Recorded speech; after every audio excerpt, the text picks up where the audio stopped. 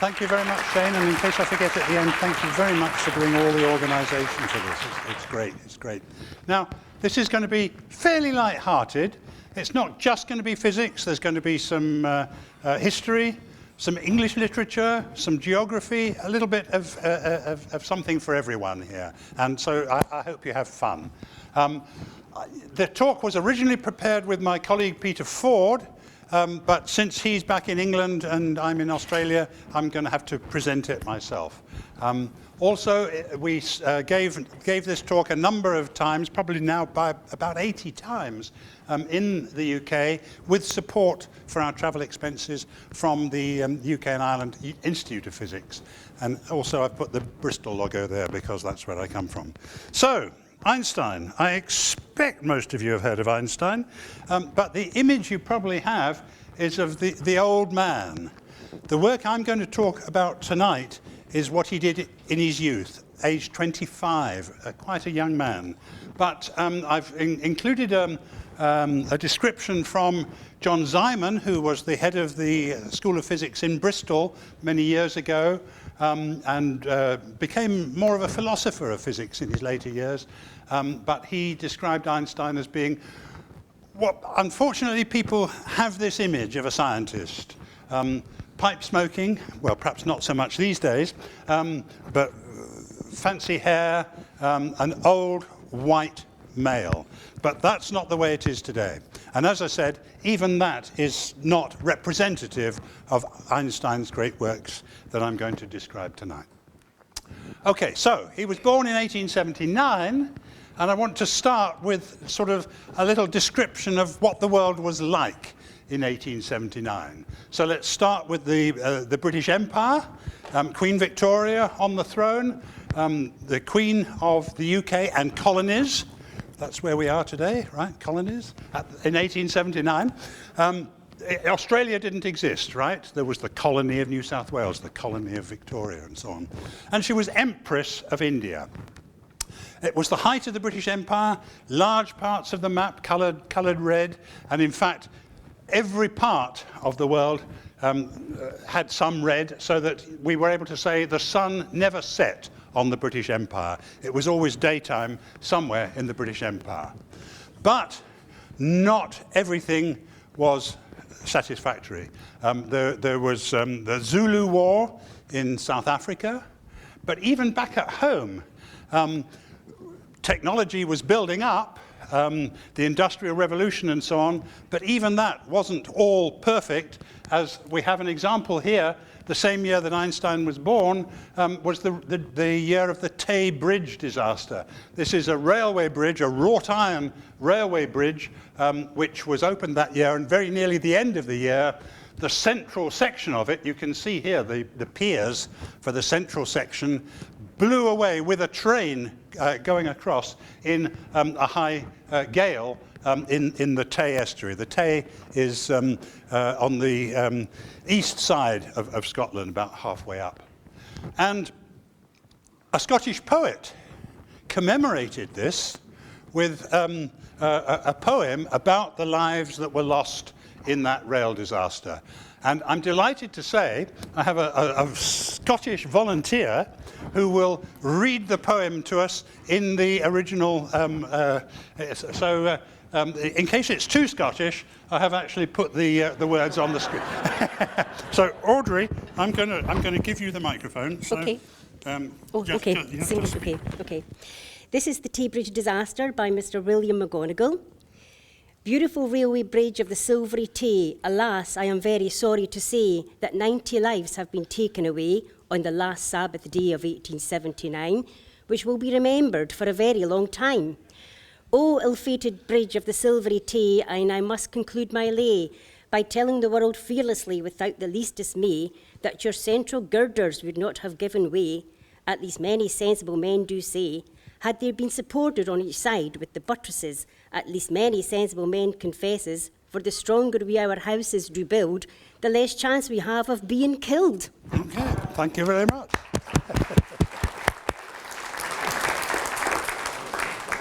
Yeah, I think those last two lines are very important.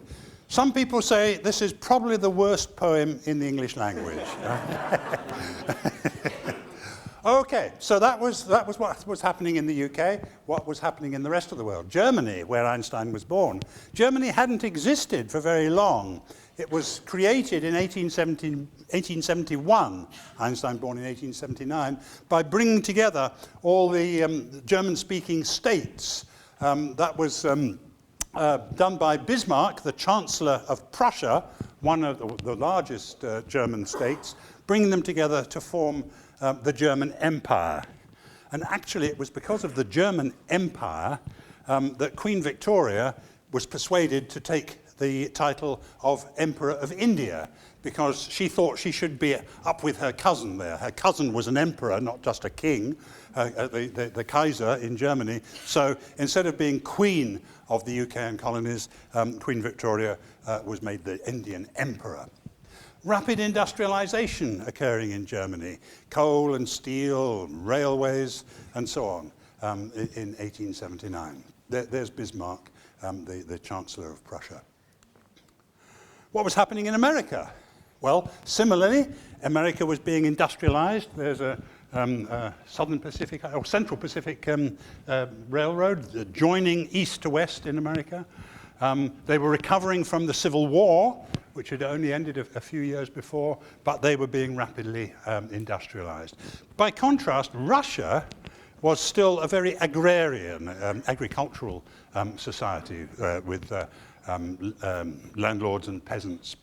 And interestingly, in the same year that Einstein was born, two quite famous revolutionaries, Leon Trotsky and also Joseph Stalin, who was later to become probably one of the worst tyrants, if not the worst tyrant, one of the worst tyrants of the 20th century, both born the same year as Einstein. And Peter who prepared this talk with me, he likes to say that these were revolutionaries of the bullet, but Einstein was a revolutionary of the mind, as I hope we'll see a little bit later on. Okay, so that was what's happening there. Interestingly, Afghanistan was created in 1879. The British Empire, the Indian Empire, which is now divided into India, Pakistan, Bangladesh, and so on, they were expanding to the north, while the Russian Empire was expanding to the south. Russia wanted a warm seaport, because the Russian coastline is all on the Arctic Ocean, covered with ice in the winter. They wanted a warm seaport. So Russia was expanding to the south, British Empire expanding to the north. Could have been a disaster, but actually they sat down, signed a treaty, they created this buffer state of Afghanistan. What happened in Australia in 1879? Well, as I said, it was actually a set of colonies. The Commonwealth hadn't been created, of course. This guy means nothing to me. Perhaps he's famous to you, the governor of New South Wales at the time, Sir Augustus Loftus. Anybody heard of him? One or two? Good. The national park south of Sydney was carved out of Sutherland Shire, later called the Royal National Park. That was created 1879. The Daily Telegraph was first published in Sydney in 1879. Queensland annexed the Torres Strait Islands, and Robert Clyde Packer, the founder of the media empire, was born in Tasmania in 1879.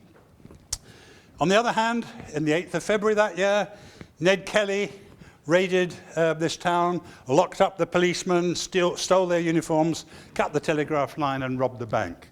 Now, I said to people when I was preparing this talk, actually, probably any year around 1875, you'd find Ned Kelly robbed a bank somewhere. It doesn't have to be 1879, probably 10, 15 years either side. Also, I'd not heard about this, perhaps again, it's famous to you. There was a riot here in Sydney following a controversial cricketing decision by an umpire. It was enough to create a riot in 1879. Yeah, absolutely, right. So that's what the world was like in 1879. But it is supposed to be a science talk. So let's look at what was happening in science and engineering. Just the beginnings of electrical technology. In 1879, simultaneously, Joseph Swan in England and Thomas Edison in the United States demonstrated the incandescent electric light bulb. It doesn't show up terribly well on the screen, but that's what it's supposed to be on the right. So electric lighting was born in 1879. People had used arc lights, I suppose, before in the theatre, but in the domestic situation, electric light, so that, for example, you students would be able to do your homework in the evenings. You wouldn't have been able to do that before 1879 because using candles is a bit dim for doing your homework. Also, on the heavy electrical engineering side, Siemens demonstrated an electric train at a fair in Berlin. It's a rather noddy little train. You can see there the people at the fair having a little ride on this train. But that was the first electric train, 1879. The company still builds them. Some new trains in the UK are coming from the Siemens company. Interestingly, though, that little engine that pulled the train, designed by Siemens but built in Belfast, in Northern Ireland. So it was a bit of UK engineering to do that. So that's 1879. An important scientist died in 1879, James Clerk Maxwell. He was the first professor of physics at the University of Cambridge. And he did very, very important work which we teach our students today in both thermodynamics, the science of heat engines, and electromagnetism, bringing together everything that we knew about electric fields, magnetic fields, and so on. And I teach that here at UNSW this semester.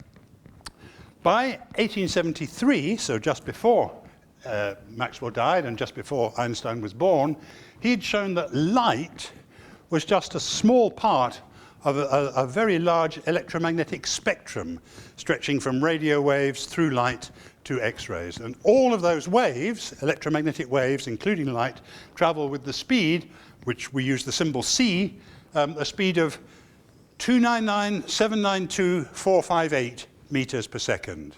But to you, 300 million meters per second, right? So all electromagnetic waves travel with that speed. So here's an example of the spectrum. You see it goes from gamma rays and X-rays at the very, very high frequency, very, very short wavelength end, through visible light, which is only a tiny fraction of the whole spectrum, through infrared, radar, shortwave, high frequency, long wavelength.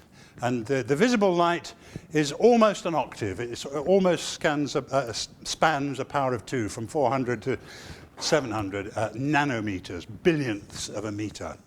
So that's the electromagnetic spectrum. Light is a wave, all these others are waves. Now, waves require a medium in which to propagate. For example, sound waves that I'm using to speak to you, if the lecture theatre were a vacuum, you wouldn't be able to hear me. It needs the air to transmit the sound waves. Same thing, sound waves also operate in water. If ever you've been swimming and dived underwater and there's a nearby boat with a propeller, you can hear the propeller, you can hear the engine, the sound travels through the water. Sound will also travel through solids. So sound waves travel in gases, liquids, and solids. Water waves, ocean waves, need water to carry them. Mexican waves need Mexicans, right? Yeah, very good. Let's do this. Let's start at this end, and we'll go right across the auditorium, okay? So, are you ready? Go. Excellent, excellent. So, you all qualify as Mexicans. That's good. It needs Mexicans to carry this wave. If there were no Mexicans, no Mexican wave. So, I hope that's woken you up a little bit, right? So, the question was asked, what is the medium for light waves, electromagnetic waves? What do they travel in? And people invented this concept of what they called the luminiferous ether. Luminiferous is just Latin for light carrying, the ether. So they invented the ether. And that got physicists thinking, trying to detect the ether, or more particularly trying to detect the motion of the Earth through the ether. Two American physicists, Michelson and Morley, built an apparatus to try and detect this change. What you have is the speed of light in the direction moving through the ether would be slightly different from the speed of light at right angles to that direction. Rather like swimming upstream and downstream takes longer than swimming the same distance across the stream.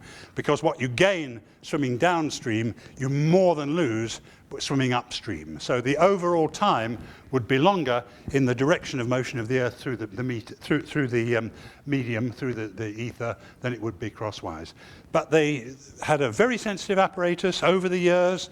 They increased the sensitivity over and over again, but they never found any evidence of the motion of the Earth through the ether. I don't know whether I should tell this joke in this audience, but the story goes that Michelson came home to his wife in the evening every day after a long day in the lab, and his wife said, "Did the Earth move for you, dear?" And he had to say, "Unfortunately, no." Okay, now, to try and explain this, the Irish physicist Fitzgerald suggested that perhaps as the Michelson-Morley apparatus moves through the ether, it gets compressed a little bit. So the light doesn't have quite so far to go in the up and downstream direction as it does in the cross direction. And this idea is named after him, called the Fitzgerald contraction. As I hope we'll see towards the end of the talk, actually we don't need an ether to explain our observations.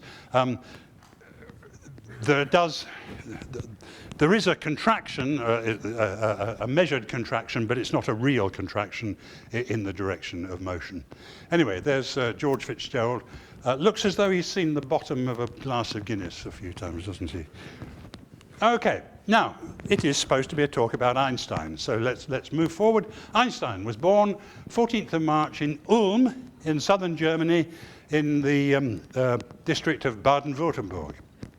Ulm, very pretty town on the river Danube, and it has a cathedral, which I've always said in this talk has the highest spire in Europe. But a colleague of mine here visiting UNSW, well, actually on the staff of UNSW, was born in Ulm, and he tells me, "No, Vince, that's wrong. It's the tallest cathedral spire in the world." So Ulm is famous for having this very tall cathedral spire. So a very nice town to be born. But actually, Einstein's parents moved to Munich, and his father and his uncle had a small electricity generating plant. They used it for electroplating things, an electrochemical plant. So the Einstein Electricity Company, run by Einstein's father and his brother. Now, Einstein was slow at learning. He didn't get on well at school. He disliked school. So if any of you young people feel the same, you're in good company with Einstein. But he was very interested in science. He discussed it with his father, with his uncle particularly, read popular science books. So he was very interested in science.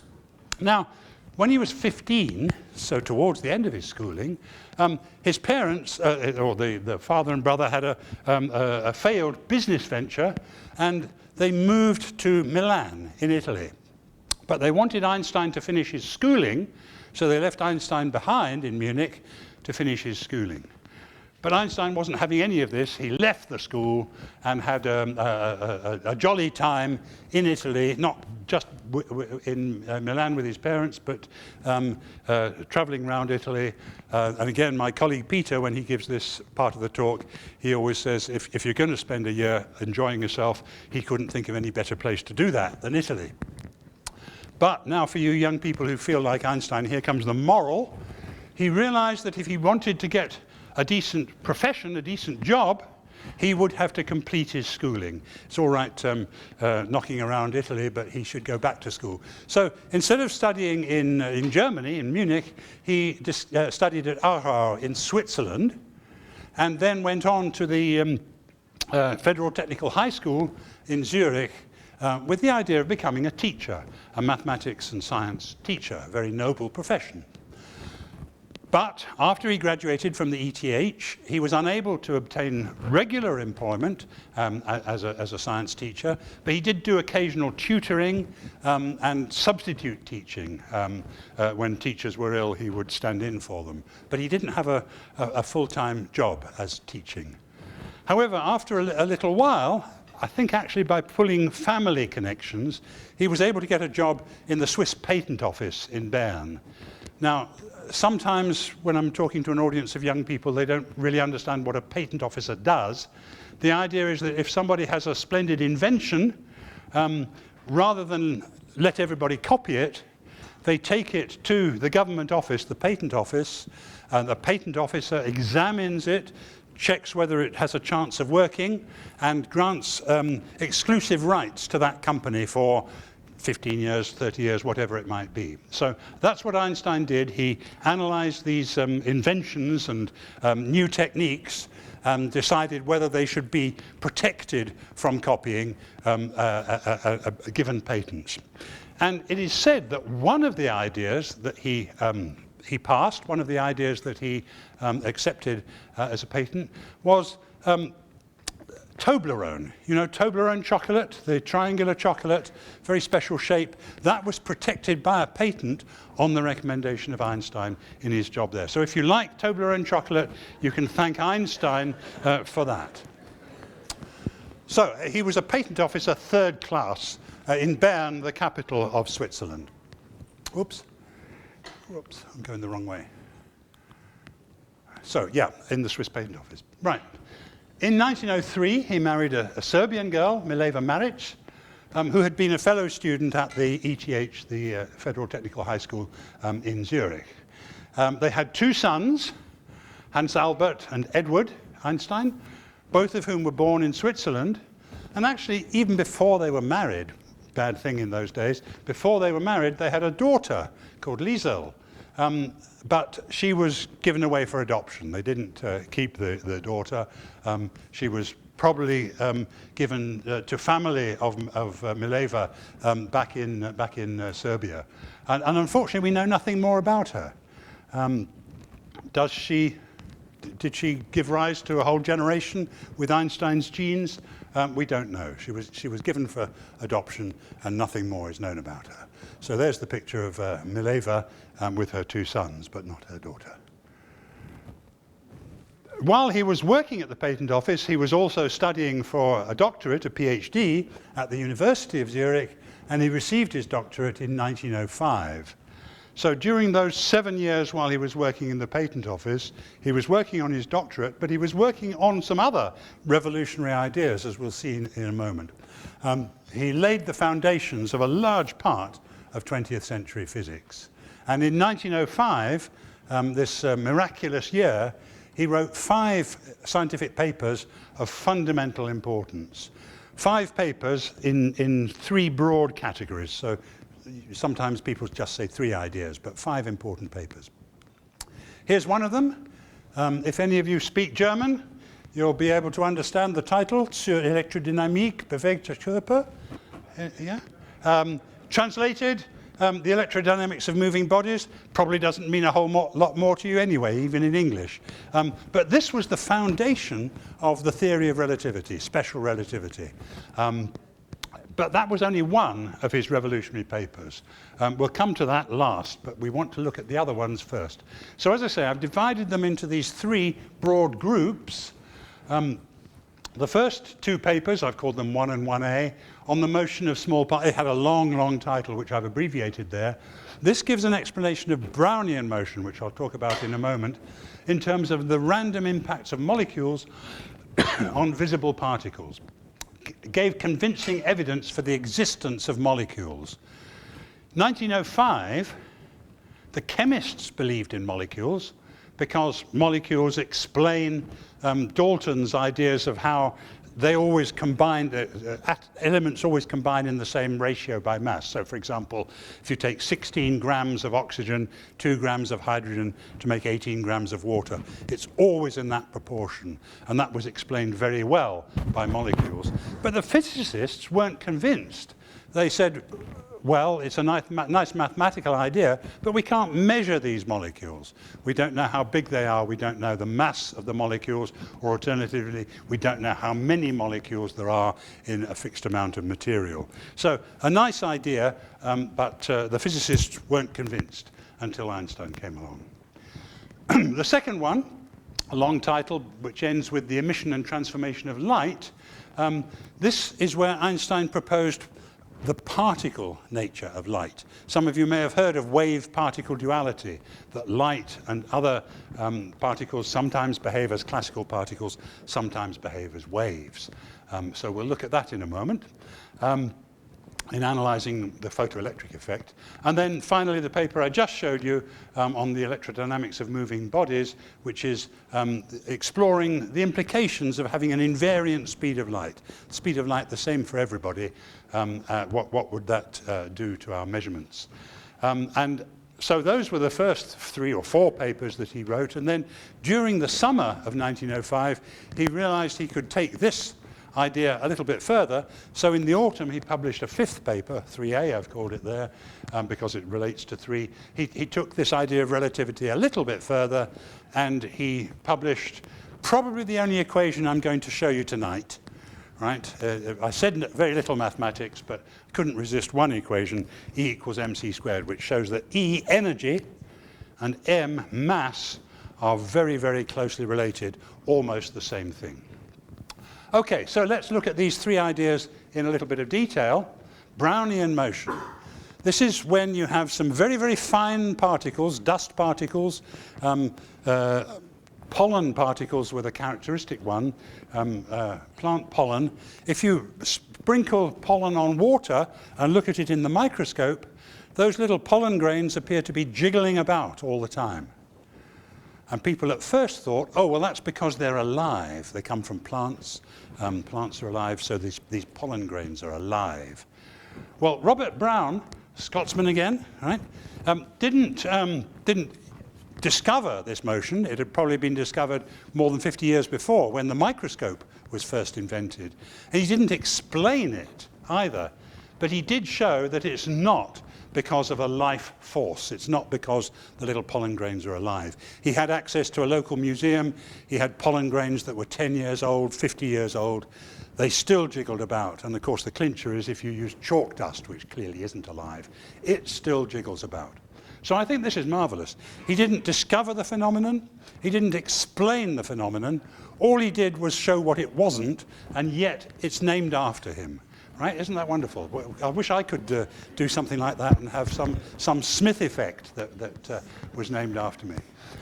So, some 50 years later, I think this guy was Belgian, de Saulx.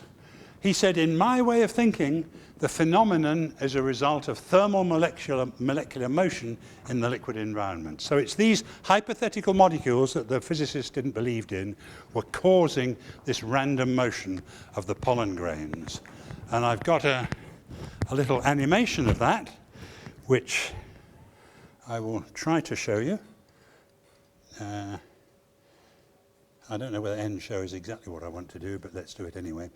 I should have running here. There we are. I'll reset. I think I'll reset. No, okay.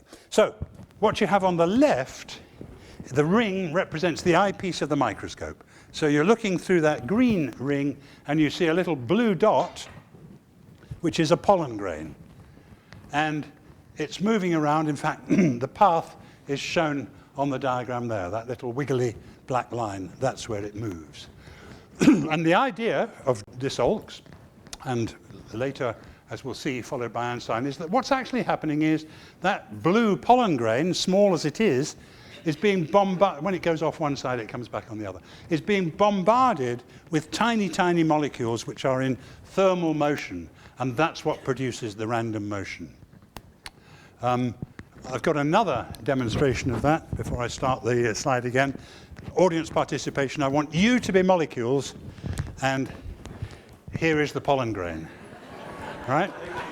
So you are ridiculously small, so tiny that you're much, much smaller than the pollen grain. Right? But whenever you do an experiment in science, a new experiment that you haven't done before, you always do a risk assessment, don't you? You check what could go wrong and what precautions can we take to prevent that. Fortunately, the lights are well above you.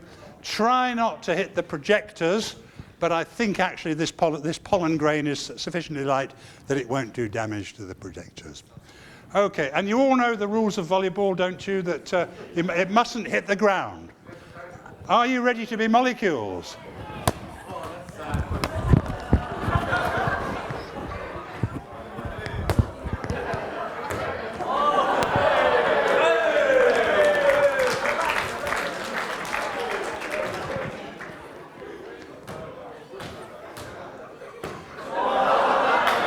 Okay, that's enough.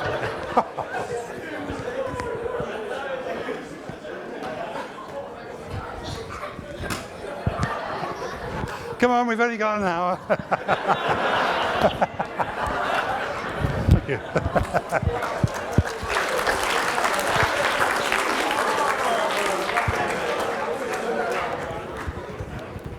Now I've got to try and restart the presentation, so hang on a moment.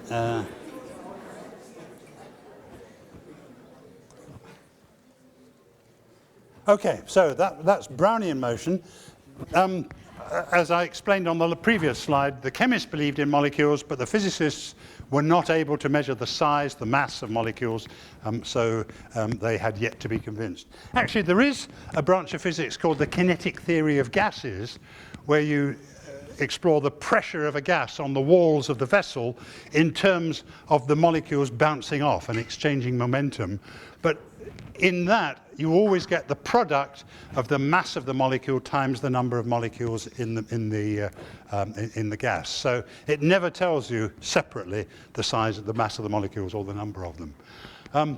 Okay, well, 1900, I think he's an Austrian, Exner, undertook the first quantitative studies. He thought that if you measure the motion of the pollen grain, you can infer the size of the molecules from the amount of motion of the pollen grain. There's a principle in physics called equipartition of energy, which says when different systems can share energy among each other, on average, they end up with about the same amount. I think always of an example of, you know those ice trays you have in a fridge with the different compartments? If you take one of those and fill the first few compartments with water and leave the others empty, and then you take it away and shake it about, of course a lot of water goes on the floor, but you end up with roughly the same amount of water in each compartment, in each cell. So that's equipartition of energy. So he said, if we can measure the kinetic energy, the energy of motion of the pollen grain, that should be roughly on average equal to the motion, the kinetic energy of the molecules. And so we can use that to find the mass of the molecules. Well, he tried that. He wanted to measure how the motion depended on the size of the particle, the temperature of the liquid, but he did not get consistent results. You all know if you want to measure a velocity, and therefore the kinetic energy, for the students here, half mv squared, the kinetic energy, so you need to know the mass of the pollen grain, you need to know the speed of the pollen grain. The mass is relatively simple. You painstakingly count 1,000 of them, and then weigh the 1,000 and divide by 1,000, so you get the average mass of the pollen grain. To measure a velocity, you all know to measure a velocity, you measure the distance traveled, you divide by the time taken. But Exner was not able to get consistent results. He couldn't get consistent results for the velocity of the particles. So he was not able to find the size of the molecules, how they depended on temperature and so on. But Einstein assumed as we've just been saying, the average kinetic energy of a pollen grain is equal to the average kinetic energy of the molecules which it's surrounded, but of course the motion is damped by the viscosity of the liquid. It doesn't go on forever once you've given it a little kick. It slows down because of the viscosity of the liquid. And he was able to write a differential equation relating the motion of the particle to the time taken. And he was able to say that the average distance moved is proportional not to the time, but to the square root of the time. So it takes 4 times as long to travel twice the distance. And the ratio between them depends on things like the mass of the molecule, the temperature of the liquid, and so on. So you can actually do that measurement, find how the distance relates to the square root of the time. You can use that to calculate the mass of the molecules, and hence the number of them in a particular quantity called the mole. We call this Avogadro's number. And so soon after that, well, actually, Jean Perrin in Paris carried out this experiment very accurately, and later he was awarded the Nobel Prize for that experimental determination of the mass of a molecule. So this was the first time the physicists said, yes, we can measure these molecules, therefore we have a much stronger belief in them. Now there's some analogies of this. The first one, I don't know whether I should use this analogy with these young people present, but it's called the drunkard's walk. Right? This young man lives at the top left, number 2, but he's spent the evening, Friday evening, at a party at number 1. And he's had so much to drink that he's not really sure how far away his house is, or even which direction, left or right. So at random, he goes a little way down the street and into the door there. The first one, as you can see, turns out to be a club, so he has another little drink. The bar. So he goes to and fro.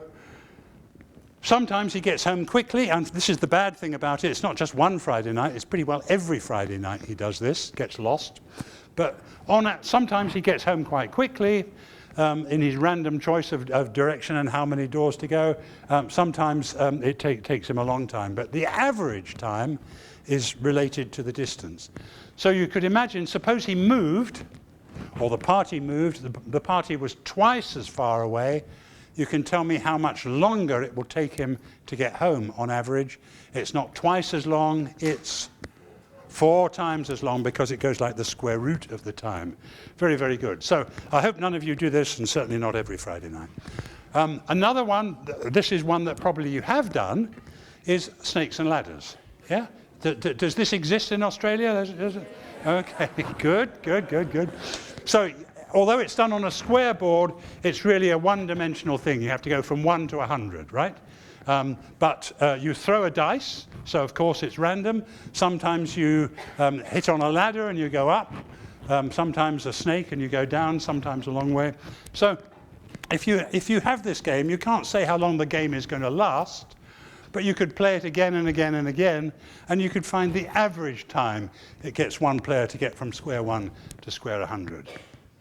And then suppose for your birthday, your uncle gives you a snakes and ladders board that's twice as big. Instead of going from 1 to 100, it goes from 1 to 200.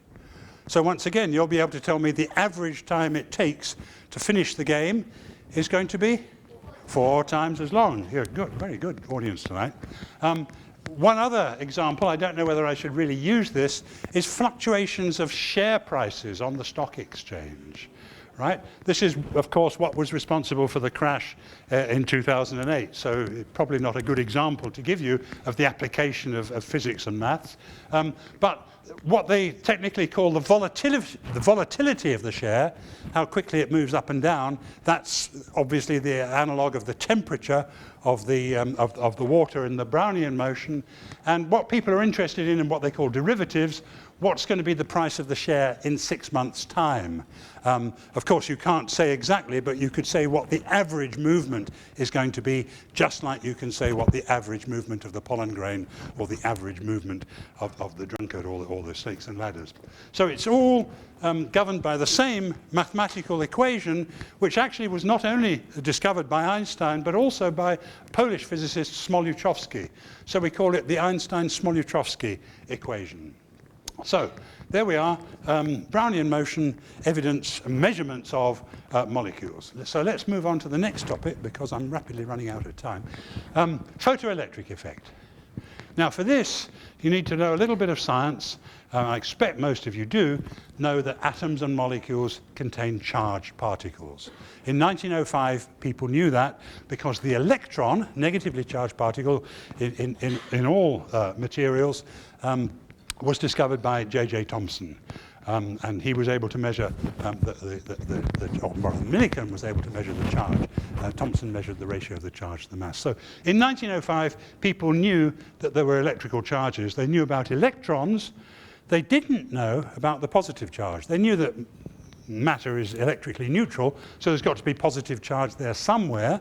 But it wasn't until 1911, Rutherford's interpretation of Geiger and Marsden's experiment, that we realized that the positive charge is in a very, very small, very, very heavy nucleus in each atom. But nevertheless, they knew there was positive charge somewhere in the atom to balance the negative charge. So everybody knew atoms and molecules contain charged particles. And according to Maxwell's theory that I mentioned some 25 minutes ago, light is an electromagnetic wave. It's oscillating or vibrating electric and magnetic fields. And everybody knows what happens if you have an electrically charged particle in an electric field. It feels a force. So there is energy given to the particle by this oscillating or vibrating electric field. So it wasn't altogether surprising when the German physicist Heinrich Hertz, who's also famous for the first one to discover radio waves, he discovered that if you shine light on a metal surface, and it's best with a metal, it's also best if you do it in a vacuum, the light will knock electrons out of that surface. The light has oscillating electric fields. They give energy to the electrons. They can pull them out of the material against the attractive forces from the positive part of the atoms. The electrons are held in by the positive particles, but if you give them enough energy, they'll come out. So actually, if you put them in a little circuit here, so you have a positive electrode there, that will attract the negative charges, and a current will flow, and you'll see it in the ammeter. So that wasn't altogether surprising. All you need to know is that light is made of electric fields and charged particles, matter is made of charged particles. But it was the details that were so confusing at that time. I've just said this. According to classical electromagnetism, the electrons are accelerated and given energy by the electric field of the light wave. So light of any color should be able to do this. All light is electromagnetic waves. All light is oscillating electric fields. Light of any color should be able to do this. But it was found that there is a threshold frequency, which relates to the color, below which no electrons are emitted. If the frequency is too low, then no electrons are come. That means that the wavelength is long, it's towards the red end of the spectrum. But if you go to a high enough frequency, a green or blue color, then you get plenty of electrons emitted in this photoelectric effect. Photoelectric coming from the Greek this time, photo meaning light, and electric meaning amber, which of course was where the first static electricity was discovered, by rubbing amber with cat's fur or whatever. So photoelectric effect. But surprisingly, to physicists at that time, there is a threshold frequency, so some light is able to do it, other light is not. Also, if you turn up the intensity of the light, the brighter the light, the stronger the electric fields, so there should be more energy given to the electrons. So the electrons coming out should have a bigger energy in a brighter light. But actually, so long as you're above the threshold so that this effect does happen at all, the maximum energy of the electrons increases with the color, increases with the frequency, but not with the intensity, as you would expect. But the current, that's the number of electrons produced, does increase with the intensity. It's proportional to the intensity. So that was a bit of a surprise. If you go to the other extreme, if you go to very, very dim light, so very, very small electric fields, you might think it would take time for the electrons to build up the energy to break free from the positive charge in the atoms. But that's not true. Electrons are emitted immediately, even in a dim light. Very few of them, but they come out immediately. They don't have to store up the energy. And back to the beginning, no reason at all was known for the threshold frequency. So this was a big puzzle before Einstein's work. And Einstein's big idea was to say, suppose the energy in the light comes in chunks, comes in quanta, as we call them these days. And each quantum, each packet, has an energy E, which is proportional to its frequency. The constant of proportionality, h, is known as Planck's constant. So the bigger the frequency, the bluer the light, the more energy in each packet, each quantum, and that's enough to pull the electrons out. Previously, of course, people had always thought of light as waves because you get interference patterns from light. Light was always thought of as a wave. But Einstein said, well, suppose light can also behave as particles carrying this energy, E, proportional to the frequency. Then, so long as the energy is enough to pull the electrons out against this attractive force, they will be produced by the photoelectric effect. If the energy is not enough, you might jiggle the electrons about, but you won't release them from the material. So that explains this threshold frequency. It's really a threshold energy given by how much energy you need to pull them out. And I've got an analogy for this, but I think here in Australia, I'm going to run into a cultural problem because it's based on a phenomenon that takes place in England, possibly Scotland too, I don't know, which is, so first of all, I have to remind you that the blue light has the short wavelength, the high frequency, and therefore the high energy. The red light has the long wavelength, the low frequency, therefore little energy. So blue light, each quantum, each packet of blue light has almost twice the energy of red light. So here is the phenomenon. It's a coconut shy. You see, coconuts are very rare in Britain. I know in Australia that you grow them on trees, right?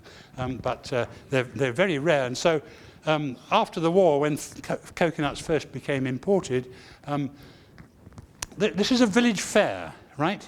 Sometimes in England we do have a summer, 3 days. But in this summer's day, as you can see, the sky is completely cloudy, so that's a good British summer. Not actually raining at the moment. And what you do is you pay money and you get half a dozen of these little white balls, and you throw the balls at the coconuts, which are held in little cups, or in this case, little rings. And if you can knock the coconut out of the ring, you get to keep it. Right? So that's a coconut shy. Has anyone ever done that in Australia? Perhaps if you've been to England. Okay, 1 or 2 people. So it's a sort of fairground game that you can play. You buy the little white balls, you throw them at the coconuts. If you hit a coconut, that's fine. Now, for the students, you will be able to tell me what energy you need to knock the coconut out of the ring. What you've got to do is you've got to lift the coconut up by the few centimeters you need there.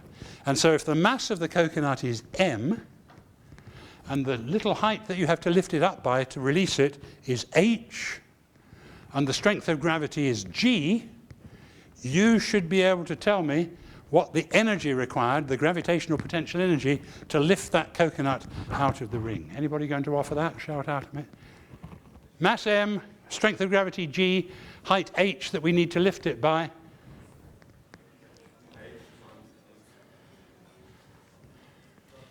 Is it going to be more if you have a higher mass? Yes. Is it going to be more if gravity is stronger? Is it going to be more if you've got to lift it higher? Right? So it's just the product, mgh, the gravitational potential energy. Yeah? Okay? Do you agree? Yes? So, here's this little girl in the red jacket, and she is throwing this white ball towards the coconuts. Now, I don't want to be sexist or sizeist.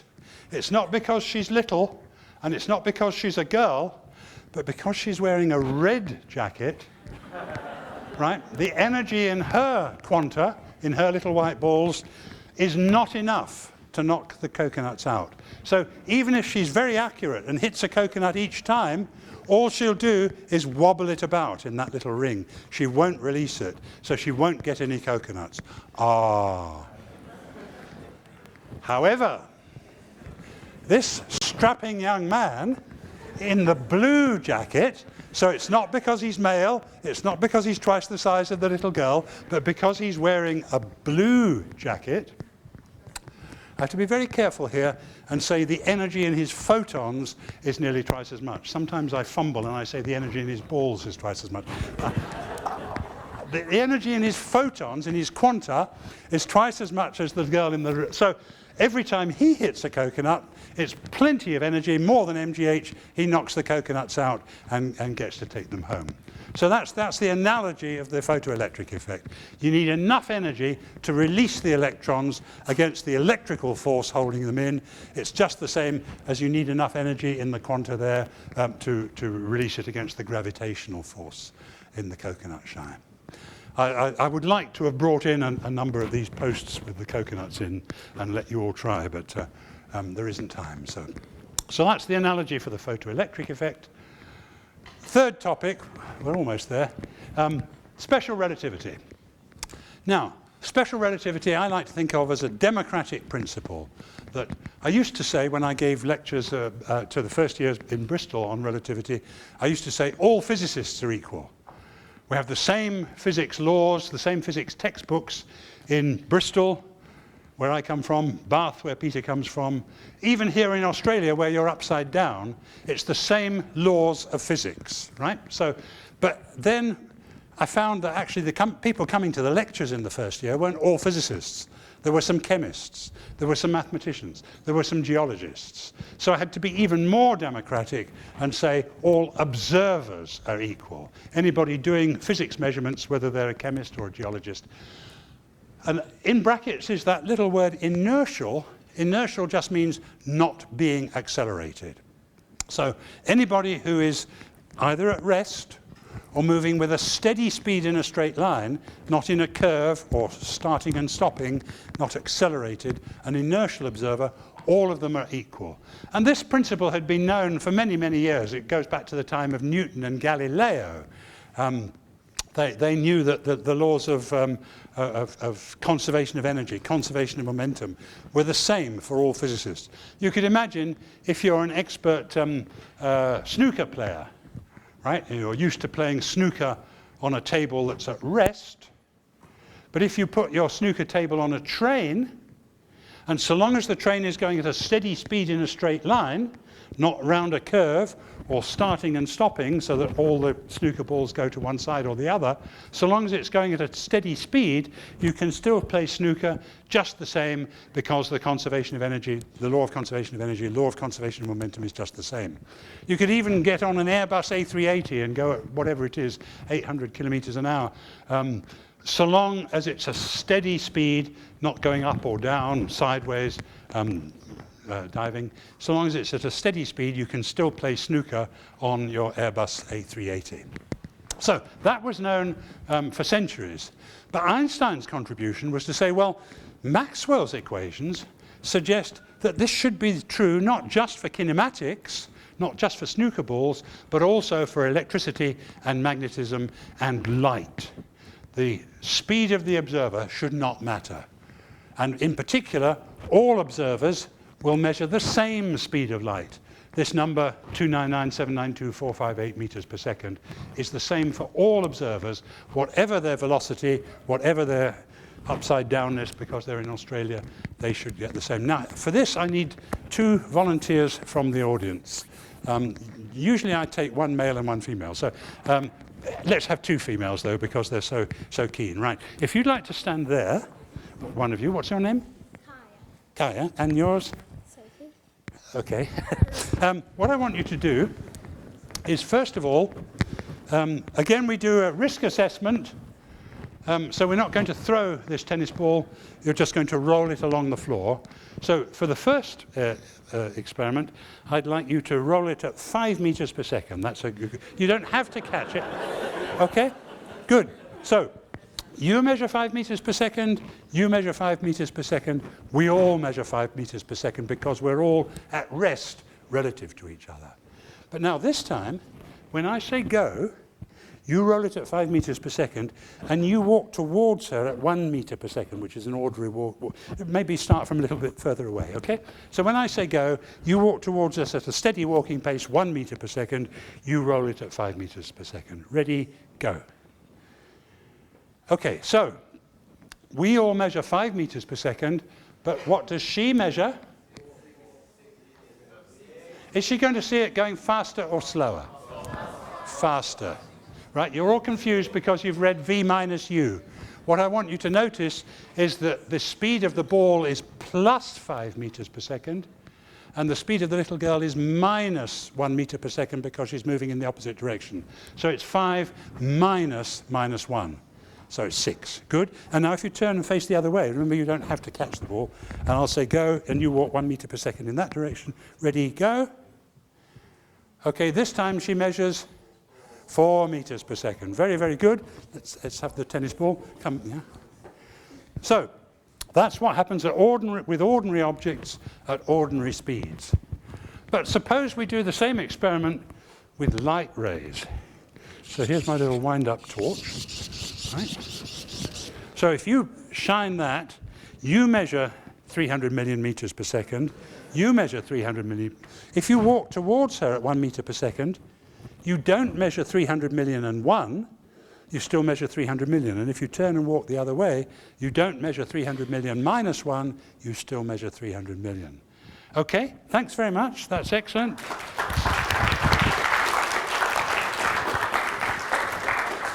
So, as I told you a few hours ago, it seems, to measure a speed, you have to measure a distance traveled and the elapsed time, the time taken.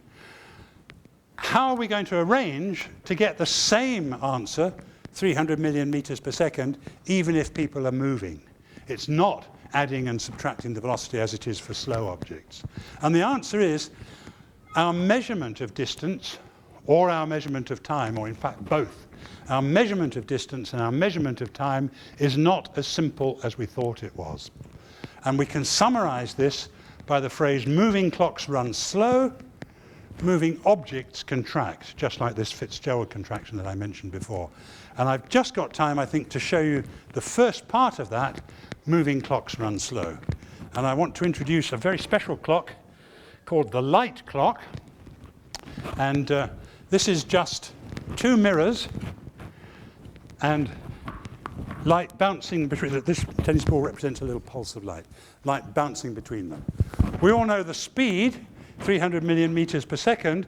So if we actually have the mirrors 300 million meters apart, that's almost all the distance from here to the moon, so a rather unwieldy clock to carry 2 mirrors 300 meters apart, then the light will take 1 second up, 1 second down, tick, tock, tick, tock. So that's the light clock. We have to remember a formula which was introduced to me by my maths teacher, actually, when I was a young man, Mr. Pickering. So I always call it Mr. Pickering's formula. For a constant speed, distance equals speed times time. Some of you students will have studied constant acceleration, and you've got 5 equations for constant acceleration. In Britain, we call them SUVAT equations. S for distance, U and V for initial and final velocity. Anybody call them SUVAT equations? Yeah, okay. So you have 5 equations. What you can do on the bus on the way home is try putting no acceleration, A equals 0, and U equals V, initial velocity equals final velocity. And you'll find, I think, of those 5 equations, 2 of them become Mr. Pickering's equation, distance equals speed times time, and the other 3 become 0 equals 0, which is... Anyway, Mr. Pickering's equation says distance equals speed times time. So if the speed is 300 million meters per second, and the distance between them, L, is 300 million meters, as I said, the bounce time is once per second up and once per second down. Okay. Now, actually, although a clock 300 millimeters long is a bit unfeasible, this is actually the very same principle as our best atomic clocks, our standard of time today. we don't have them 300 million meters apart, we have them a few tens of centimeters apart, and instead of the light bouncing up and down once per second, it goes at 900 million times a second, tuned to the resonant frequency of the cesium atom. That's why it's called an atomic clock. So it's exactly the same principle, but on a more laboratory-sized scale. Okay, now, imagine the clock is moving through the room. And here I want someone who can not just bounce it up and down, but can also, if they're a basketball player, they can dribble with it, right? So do we have any basketball players? Okay, come. So you see what I want you to do? I want you to start over here and dribble across the room. Good, okay. Now, next slide. Where's my clicker? Yeah, that's fine, good. Okay. So what we see is the picture on the right. Yeah? It's taking this diagonal route because he's moving through. But, so I didn't catch your name. What he sees is the picture on the left, right? The light is just bouncing up and down. So for him, the clock is at rest. It's moving with him. Okay, now remember, distance equals speed times time. Clearly, for us, the distance traveled is longer than the distance he sees.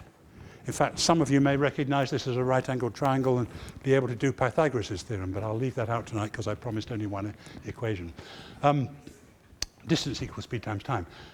The distance is clearly longer, but the speed is the same for him as it is for us. This idea of relativity, the speed is invariant, the same for all observers. So, if the distance is longer for us, the time has to be longer for us as well. It doesn't apply to tennis balls, they actually do travel longer and take longer time. But if that really was a light ray traveling at 300 million meters per second, the distance traveled by the light is longer in your frame, but for our volunteer, it is the same distance as before.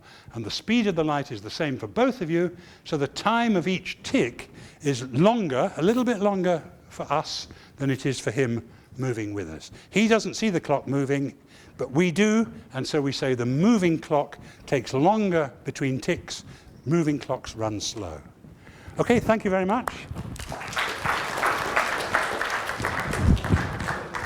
Right, what's the next slide? Okay, and I'd like to give you some calculations of this. I'm measuring speed here in units of the light speed.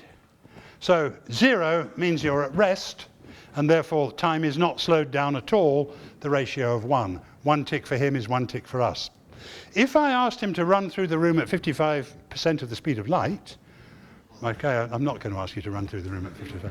If he ran through the room, then time would be slowed down by 20% for what we see. His clock, he thinks, is still going tick-tock once per second, but it takes 20% longer for us. If he ran through the room at 99.5% of the speed of light, time would be slowed down by a factor of 10.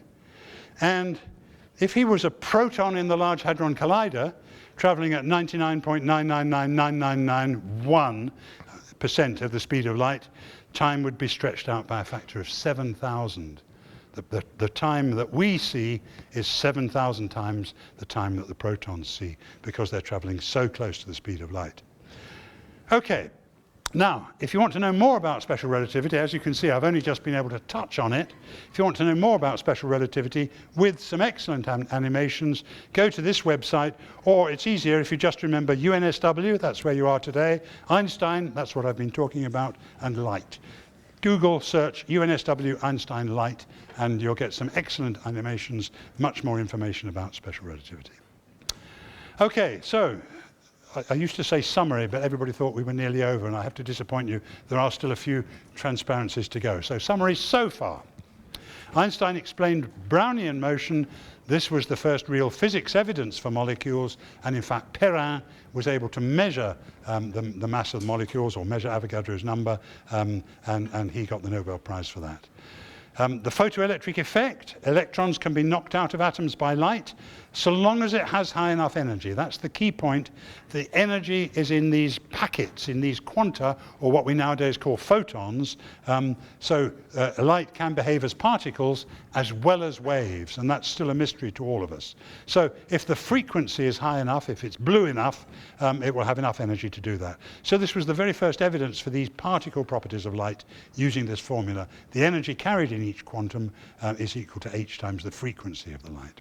And then finally, special relativity, the speed of light is the same for all non-accelerating observers, regardless of how fast they're traveling. And that means that our ideas of space and time need complete revision. And we can summarize it by these two phrases: moving clocks run slow, moving objects contract. And if you take it further, as Einstein did, or as it's done on the animations I mentioned, it leads to the equivalence almost of mass and energy, E equals mc squared.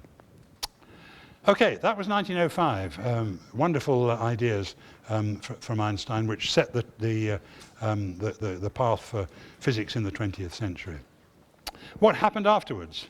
Well, remember, he was a patent officer third class in Bern. After he published these papers, he was promoted to a patent examiner second class.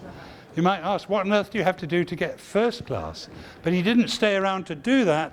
He was offered a job at the University of Zurich, and very shortly after that, moved to the University, University of Prague, back to the Polytechnic in Zurich, and in 1914 moved to Berlin as a member of the Prussian Academy of Sciences and as the director of the top physics lab there, the Kaiser Wilhelm Institute of Physics. Sadly, when he moved to Berlin, he broke up with his wife and divorced her and married his cousin. So Einstein's second wife was actually his cousin when he moved to Berlin. During World War I in Berlin, Einstein worked on extensions to this idea. Remember, I said inertial observers for the special theory of relativity, non-accelerating observers. Einstein worked out a theory of accelerating observers, showed that it's equivalent to being in a gravitational field, what we nowadays call the general theory of relativity. That theory was tested after the war by a team of astronomers led by the British astronomer Sir Arthur Eddington. He wanted to see how starlight was bent in a gravitational field as predicted by Einstein's general theory of relativity.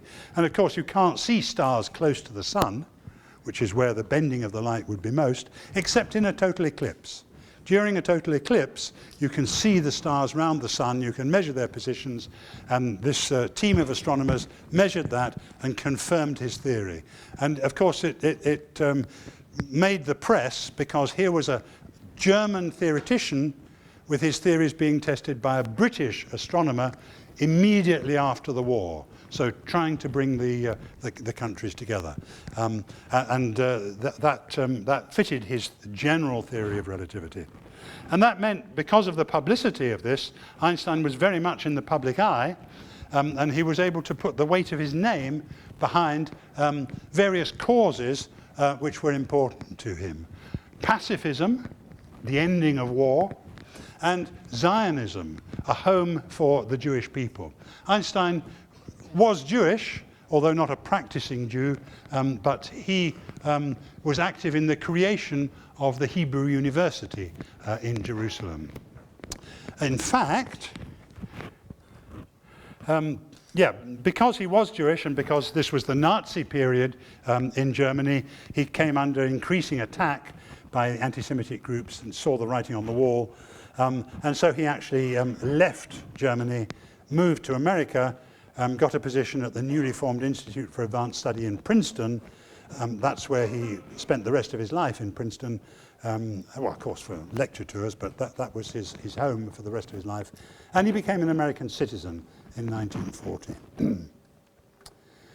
Because of his pacifism, well, no, this is actually quite an interesting contrast. At the beginning of the war, 1939, he wrote a letter pointing out the feasibility of an atomic bomb because everybody thought that the Germans would be constructing one, would get there first. And so this was partially instrumental in the foundation of the American atomic bomb. So Einstein, in a certain sense, was one of the founders of the idea of the atomic bomb. Because of his interest in Zionism, he was actually offered the presidency of the State of Israel following the death of Chaim Weizmann, but he declined that.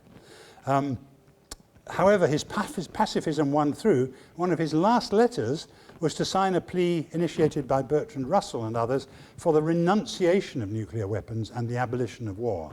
Having sort of set the atomic bomb in motion in 1939, he realized what a serious mistake this was, and he was a signatory of this plea. He died in Princeton in 1955, and there's a statue of him at the Institute of Advanced Studies. Now, I said at the beginning there was going to be something for everyone. Just two final topics, architecture and art. Einstein's influence on the visual arts. This is a tower in Potsdam, just outside Berlin, which was actually an observatory. You can see the dome on the roof there, used to take astronomical measurements to test his theory of general relativity. But it wasn't in the tradition of solid rectangular Prussian lines. It was curved. So this was an influence on space, if not space and time, from Einstein, an influence on architecture. Other artists also had their own views of space and time. Here's a picture by Picasso. It's entitled Man with a Guitar, goodness knows why. When Peter and I put this slideshow together, the first time we had this upside down and back to front. And it really looked just the same. But nevertheless, I think we've got it right now. So Picasso, as you know, was the founder of Cubism, which was also studying warped space, if not warped time. And so this was at the same time as Einstein was developing theories of space and time. Artists were doing the same. Almost the last slide, last but one. I thought I'd just give you one or two quotes by Einstein. I like this one. I like to use it in my lectures. Everything should be made as simple as possible, but not simpler. You know, don't throw away the ideas by making it over simple. Everything should be made as simple as possible, but not simpler.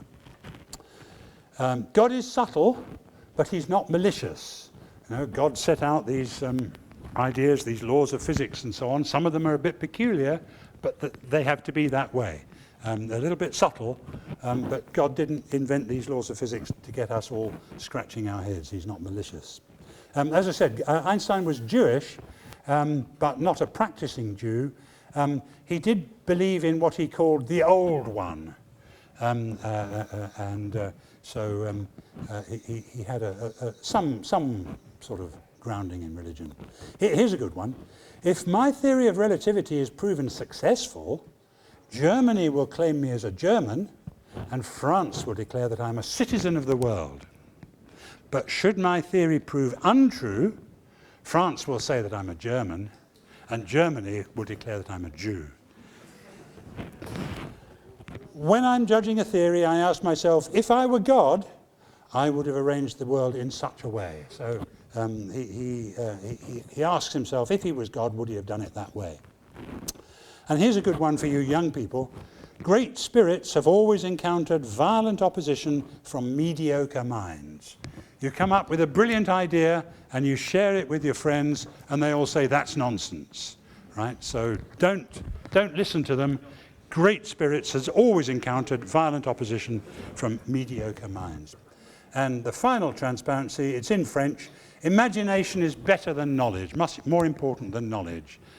It was his imagination to say, well, what would happen if the speed of light was the same for everybody, and look at the consequences. It wasn't his knowledge of physics so much as his imagination. Okay, thank you very much.